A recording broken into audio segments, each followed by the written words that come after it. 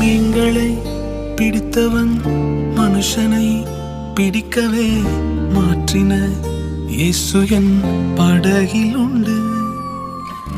நிச்சயம் ஒரு நாள் மறுதலிப்பேன் என்று அறிந்தும் அழைத்தவர் அருகில் உண்டு.